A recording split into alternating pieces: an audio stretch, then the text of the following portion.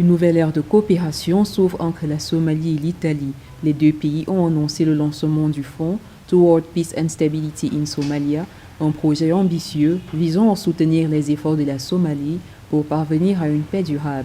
Le Premier ministre, Hamza Abdi Bare, a indiqué le 13 septembre que le fonds sera géré par un comité directeur composé de représentants de la Somalie, de l'Italie et des donateurs.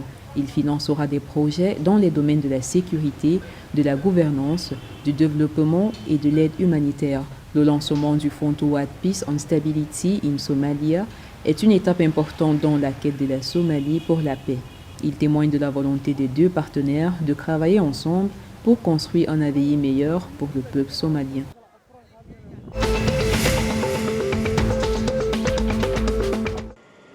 Les premières exportations officielles de produits laitiers de l'Ouganda vers l'Algérie débuteront en octobre 2023, a annoncé la Dairy Development Authority.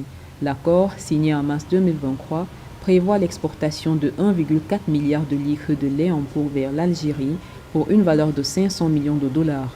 Les trois principaux producteurs de lait en poudre en Ouganda, Amos Dairies, Brookside Dairies et Pearl Dairies, ont déjà terminé les procédures d'achat algériennes.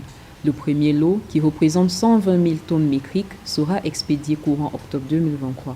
L'Ouganda produit actuellement 4 milliards de litres de lait par an et le secteur laitier est en pleine expansion. Cependant, la consommation intérieure de lait est encore faible, à seulement 64 litres par habitant et par an, une moyenne faible par rapport aux 200 litres par habitant recommandés par l'Organisation des Nations Unies. L'exportation de lait vers l'Algérie est une opportunité majeure pour les producteurs ougandais. Elle devrait contribuer à augmenter la production laitière et à créer des emplois dans le secteur.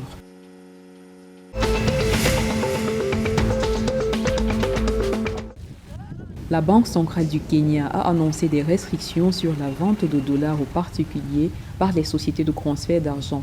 Les nouvelles règles plafonnent les ventes à 100 000 dollars. Ces décisions visent à lutter contre les activités de change de gros non réglementées par les sociétés de transfert d'argent.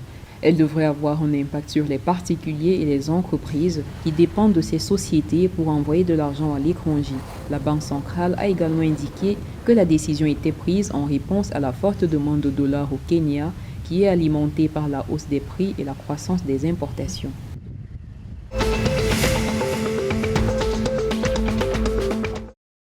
La Banque africaine de développement a approuvé un financement de 104 millions de dollars pour un projet de transmission électrique en Éthiopie. Ce projet, qui sera financé par le Fonds africain de développement et le Fonds coréen de coopération au développement économique, vise à améliorer l'accès à l'électricité dans la partie orientale du pays. Les travaux du projet consisteront à construire 157 km de lignes de transmission à double circuit de 400 kV et des sous-stations associées à Harar, Djidiga et Fafem. Ces travaux permettront d'augmenter la capacité de transfert d'électricité dans la région et de faciliter l'interconnexion électrique avec le reste du pays. Le projet bénéficiera aux communautés de petits agriculteurs, d'éleveurs, d'industriels et d'étudiants. Il contribuera également à améliorer la sécurité alimentaire, à stimuler la croissance économique et à promouvoir l'intégration au niveau local.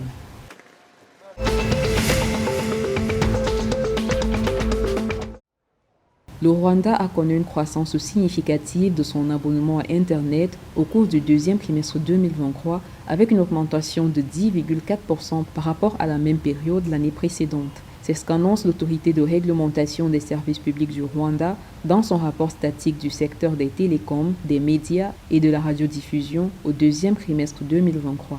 Le nombre d'abonnements a atteint 8 771 millions, soit une couverture de 73,8% de la population.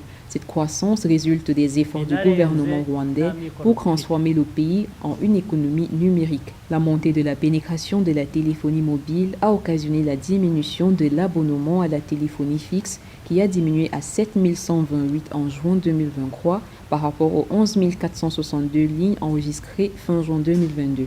La croissance de l'abonnement à Internet devrait avoir un impact positif sur l'économie du pays en stimulant la croissance des entreprises et en améliorant l'accès à l'éducation et aux services gouvernementaux.